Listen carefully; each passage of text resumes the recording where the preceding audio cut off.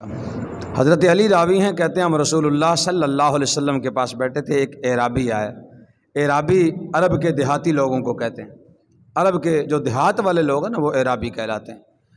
اعرابی آیا اور آ کر اس نے حضور سے کچھ مانگا، کچھ سوال کیا، تو نبی پاک علیہ الصلوۃ والسلام نے جو مانگا وہ عطا کر دیا۔ فرمایا ثم سأل، پھر کچھ مانگا، پھر حضور نے دے دیا۔ اسی طرح ایک اور شخص اسی مجلس میں حضرت علی کہتے ہیں آیا اور آ کر نبی پاک صلی اللہ تعالی علیہ وسلم سے عرض کرنے لگا، یا رسول اللہ میں کچھ آپ سے مانگنا چاہتا ہوں۔ حضور نے اعراض فرمایا، دوسری طرف حضور نے منہ کر لیا، دوسری طرف سے آیا تو پھر کہا میں کچھ مانگنا چاہتا ہوں، پھر سامنے سے آ گیا۔ جب تیسری چوتھی دفعہ کہا نا تو نبی پاک علیہ السلام نے فرمایا سل ما شئت، سل ما شئت، جو دل کرتا ہے مانگ لے دے دیا جائے گا، جو دل کرتا ہے مانگ لے دے دیا جائے گا۔ تو اعرابی نے کیا کام کیا؟ صحابہ کہتے ہیں ہمیں اس کی قسمت پہ نا رشک آنے لگا کہ نبی پاک علیہ السلام نے اس سے فرمایا کہ جو دل کرتا ہے مانگ لے ہم دے دیں گے، جو دل چاہتا ہے مانگ لے۔ ہمیں رشک آنے لگا اور ہم نے یہ سوچا کہ اب یہ کیا کرے گا، جنت کا سوال کرے گا، جنت مانگے گا، حضور سے جنت مانگے گا۔ لیکن اس نے کیا کام کیا؟ کہنے لگا اسألک رافعۃ، یا رسول اللہ مجھے سواری دے دیں، سوار ہونے کے لیے مجھے سواری دے دیں۔ نبی پاک علیہ السلام نے فرمایا اللہ کا ذاکا، یہ ہو گئی تیرے لیے، اور کچھ مانگنا؟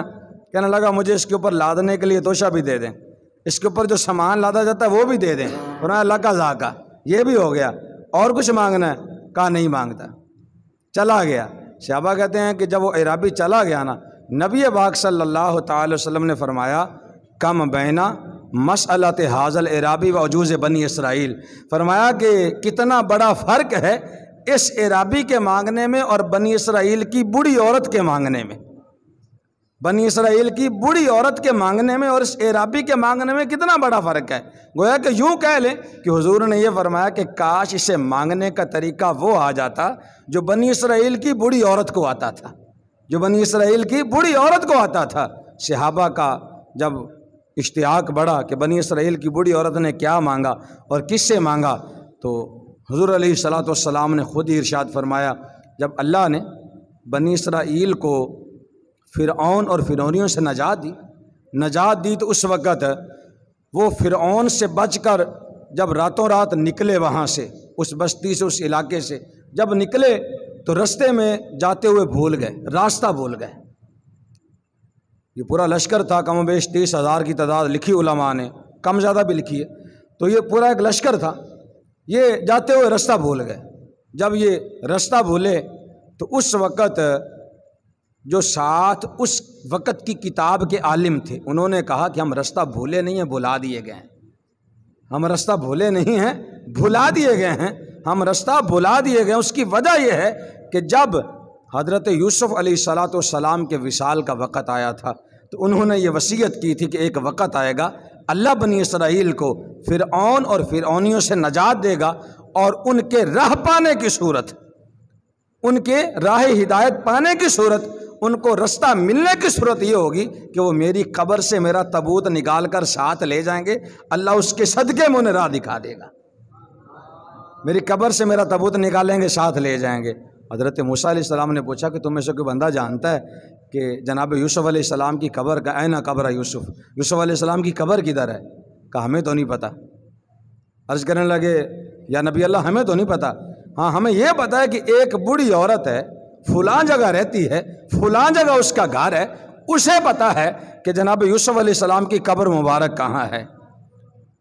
اب اکٹھے ہو کے اس کے پاس چلے گئے اور اس سے پوچھا کہ حضرت یوسف علیہ السلام، حضرت موسیٰ علیہ السلام پوچھتے ہیں کہ حال تعلمین قبر یوسف، تجھے پتہ ہے یوسف علیہ السلام کی قبر کدھر ہے؟ فقالت نعم، کہنے لگی مجھے پتہ کدھر ہے، میں جانتی ہوں قبر کہاں ہے۔ جناب موسیٰ علیہ السلام نے فرمایا فدلنی علی ذالک، ہمیں بتاؤ کہ قبر کس جگہ ہے تاکہ ہم اس پریشانی سے نجات پا جائیں، ہم ان کا تابوت مبارک نکال لیں، ہم ان کا تابوت نکال کے اس کے وسیلے سے دعا کریں اور ہم اپنی راہ پا جائیں۔ عورت پتہ کیا کہنے لگی؟ کہنے لگی قسم اٹھا گئی۔ سیرت نگاروں نے لکھا کہتی واللہ لا اخبرک حتی تؤتی ما اسألک، کہنے لگی اللہ کی قسم، اللہ کے نبی کی بارگاہ میں قسم اٹھا گئی، اللہ کی قسم میں نہیں بتاؤں گی، میں نہیں بتاؤں گی۔ کب تک؟ حتیٰ توتی ما اسالک، جب تک میں آپ سے جو کچھ مانگوں آپ مجھے نہ دیں گے تو میں آپ کو جناب یوسف علیہ السلام کی قبر نہیں بتاؤں، میں آپ کو نہیں بتانے والی۔ قسم اٹھا گئی۔ جناب موسیٰ علیہ السلام فرمانے لگے کہ مانگ لے، کیا مانگتی ہے؟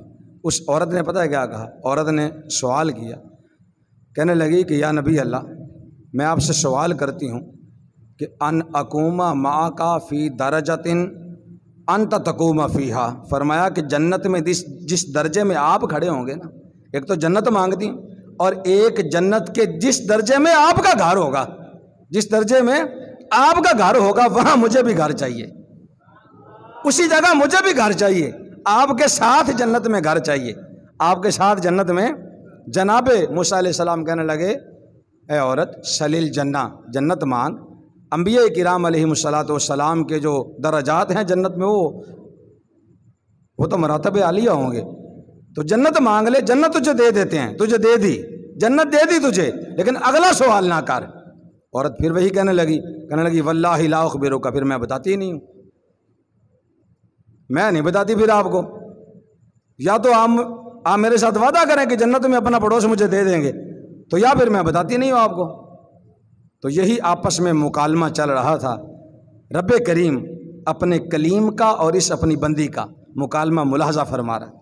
اللہ پاک نے جناب موسیٰ علیہ السلام کو وحی نازل فرمائی، یا موسیٰ جو مانگتی ہے دے دے، جو مانگتی ہے دے دے، ہم نے تجھے اتنے خزانے دیے ہیں کہ لا ينقصک شیئا، کہ جنت بھی دے دو گے، جنت میں اپنا پڑوس بھی دے دو گے، پھر بھی تمہارے خزانوں میں کوئی کمی نہیں آئے گی، کمی نہیں آئے گی۔ تو پتہ چلا خالق کا بندہ خلق کا آقا کہوں تجھے، خالق کا بندہ خلق کا آقا کہوں تجھے۔ بہرحال کیا پتہ چلا؟ ایک بات تو اس سے یہ پتہ چلی کہ نبی پاک علیہ السلام کو یہ پسند ہے کہ منگتے حضور سے مانگیں، یہی بات ہے نا، حضور کو یہ پسند ہے کہ حضور سے مانگے امتی۔ اور دوسرا کیا پسند ہے؟ اس لیے حضور نے فرمایا تھا کہ کاش سے مانگنے کا طریقہ وہ آ جاتا جو بنی اسرائیل کی بوڑھی عورت کو آتا تھا۔ اس نے کیا مانگا تھا؟ جنت مانگی تھی، اور جنت میں اپنے نبی کا پڑوس مانگا تھا۔ تو یہاں بھی پتہ چلا کہ نبی پاک کو یہ پسند ہے کہ منگتے حضور سے مانگیں اور پھر جنت مانگیں، اور جنت میں بھی حضور کا پڑوس مانگیں، جنت میں بھی حضور کا۔ تو خالق کا بندہ